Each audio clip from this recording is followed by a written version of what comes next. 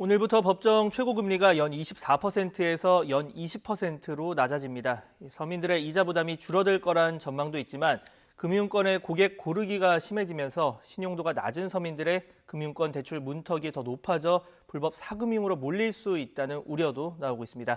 취재기자 연결해 보겠습니다. 이종수 기자. 네, 계속입니다.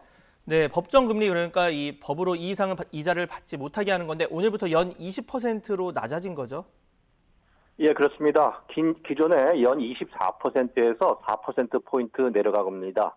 그러니까 1,000만 원을 빌렸다면 지금까지는 이자로 1년에 최대 240만 원을 내야 했지만 앞으로는 200만 원이 상한선입니다. 저축은행 업계는 이번 법정 최고금리 인하 조치로 기존 대출자 58만 2천 명에게 2,444억 원의 이자 부담이 줄어들 것으로 추정을 했습니다. 네. 자, 이 같은 이 새로운 법정 최고금리 그렇다면 신규 대출부터 적용되는 겁니까? 예, 그렇습니다. 신규 대출부터 적용이 되고요. 다만 저축은행 카드사의 경우에는 기존 대출 이자도 줄어듭니다. 대부업체에서 돈을 빌렸다면 재계약을 통해 금리 인하가 가능한지를 대출자가 직접 알아봐야 합니다. 자, 이러한 법정 최고금리 인하 조치로 서민들 이자 부담이 줄었는데 또 일부에서는 부작용에 대한 우려의 목소리도 나온다고요? 예, 이자 수익이 줄게 된 대부업체들이 저신용자들에 대한 만기 연장을 거절할 수 있다는 우려가 나오고 있습니다. 대부업체로서는 돈을 뗄 우려가 크다는 이유 때문입니다. 만기 연장 거절로 31만 명 정도가 어려움을 겪을 것이라는 추정도 나오고 있습니다. 네, 저신용 서민들이 불법 사금융으로 몰릴 수 있다는 걱정 섞인 시선도 나오고 있다고요? 예, 그렇습니다. 금리 인하는 이자 부담을 줄여주지만 저축은행 등 이금융권의 대출 문턱을 높이게 됩니다. 합법적인 대출의 마지노선인 대부업체마저 고객을 고르기에 나선다면 저신용자는 불법 사금융으로 몰릴 수 있다는 겁니다.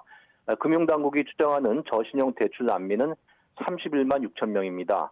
금융위원회는 최고금리가 연 20%로 낮아지면 31만 6천 명이 대출 만기가 도래하는 3, 4년에 걸쳐서 민간 금융기관에서 대출을 못할 가능성이 있고 이 가운데 3만 9천 명은 불법 사금융으로 밀려날 수 있다고 예상을 했습니다. 전문가의 관련 얘기를 직접 들어보시겠습니다. 공식적인 시장에서 결정되는 금리보다 낮은 금리를 강제적으로 적용하게 되는 경우에는 제1금융권과 제2금융권 등 공식적인 금융시장에서 자금을 구하기 어려운 저신용자들이 불법적인 사금융으로 이동하면서 전반적인 위험 요소가 될 가능성이 있다고 생각됩니다. 네, 관련해서 대부업계 반응은 어떤지 또 정부는 어떤 대책을 마련했는지도 들어볼까요?